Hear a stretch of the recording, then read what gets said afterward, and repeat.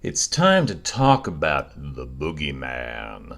The deck that haunted pre-release proxy standard when these two colors had the most good tools revealed between them. Amethyst's draw paired with Steel's removal ability. No stitch was safe. We've since seen a lot more cards now, and I suspect the actual release meta will be a bit more even, but this is still a very strong deck, so let's dive into it and why it works so well. The centerpiece is Tinkerbell Giant Fairy. She can come down shifted onto Tiny Tactician on turn 4 and pretty reliably clear the entire board, leaving yours intact. Prior to her reveal, proxy decks were usually pretty wide, with swarm decks full of cheap characters typically outperforming other deck styles, as there was nothing to punish doing that. Sealing the deal is Grab Your Sword, which handily Giant Fairy can sing. This deck can deal not only with a wide board of small things, but also the evasives that we've already covered. To round out the removal package, you run Fire the Cannons paired with Captain of the Jolly Roger and Smash. For draw, you've got Friends on the other side, Maleficent Sorceress, and Beast's Mirror, which works better in this deck than Magic. Beyond that, it's dealer's choice. Beast Hard-Hitted is good, especially in mirrors, pun intended, as well as Rafiki and Elsa Snow Queen for even more removal. Elsa notably can open up opposing characters to challenges from Giant Fairy. On the cheap end, let's go with Forceful Duelist and Yzma, and Magic Broom to reshuffle in removal or draw tools we've used. But some decks would run Simba Future King for some early filtering. The idea is to just never let your opponent do anything. Use all your control tools to remove anything they play so that you have a board and they don't. Then mosey your way on over to 20 lore. A typical first 3 turns could be turn 1 Duelist or turn 1 Cannon your opponent's 1-drop, turn 2 Yzma,